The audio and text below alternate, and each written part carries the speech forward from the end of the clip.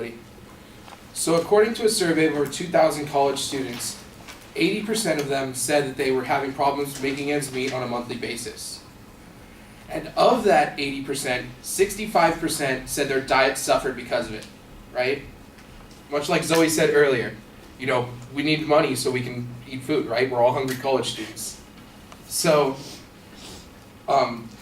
if that study holds true to us, as the average college students, that means 65% of the people in this room will be having their diet suffer because they don't have money. Now, what I'm going to teach you today is how to make a smoothie that will hopefully be cheaper than a smoothie at, say, Jamba Juice down in the food court, and it will be a good meal substitute possibly for breakfast. Now, there's three main parts to making a smoothie. Selecting the correct ingredients, right? And then you're going to want to prepare them correctly and measure them out, and then actually making the smoothie without having a mess. Now, the first part is pretty simple. So I'm going to demonstrate perfectly with these different foods. So this banana is an example of a banana that is not that great because I bought it a couple days ago when it was perfectly ripe. And as you can see, it's mostly brown now, which is an issue because it's going to be a lot mushier, it's going to be a lot harder to cut. And then, so you're going to want a banana that's mostly yellow, and it's going to have less brown spots than that. The next thing is strawberries. Now I brought two good examples of strawberries to pick out. With strawberries, size and shape doesn't really matter because you're going to be measuring them out anyway. So you're just going to want strawberries that are nice and red and really don't have any bruises or any mushy parts on them that could possibly, you know, look gross and be unaesthetically pleasing.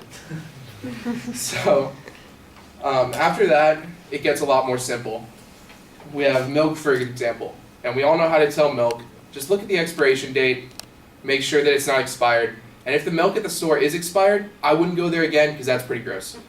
So after milk, we have yogurt. You're just going to need vanilla yogurt. Really plain, really simple.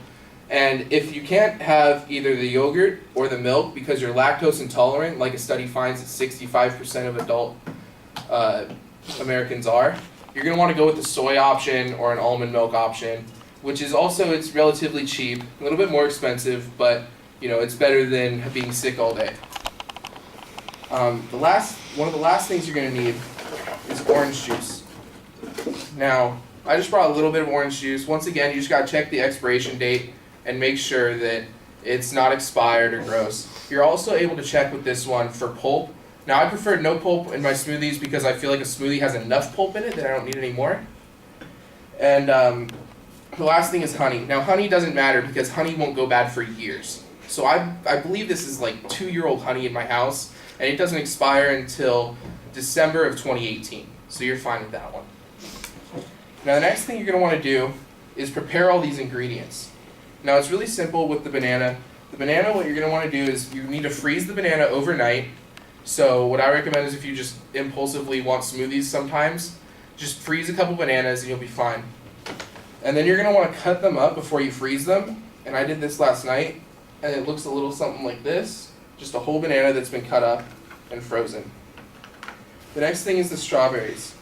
You're going to need 2 cups of strawberries that have been frozen and cut. And when you cut the strawberries, you want to cut the tops off them and cut the leaves off. And then you're going to want to cut them into halves so that it's easier for the blender and you don't have to worry about anything getting clogged up. And you're going to need a cup of milk, a half a cup of orange juice, and also a half a cup of yogurt. Now comes the best part, making the smoothie. You're going to want to add all your ingredients. You're going to want to go with the solids first, because if you go with the liquids first, you can probably make a mess when things splash out. And we all live with roommates and parents, I assume. And the last thing you want to hear is, "Oh, why is the counter all sticky?" Because you didn't want to clean it up, right? And so you're just going to add all the ingredients, really simply. And then you're going to want to use a spatula to get all the yogurt out of the container you used to measure it in, right? And then out. The honey is the best part because The honey is done 100% to taste. So if you don't like honey that much, you don't have to add it. But if you do like honey, then you can. So I want just a little pinch of honey.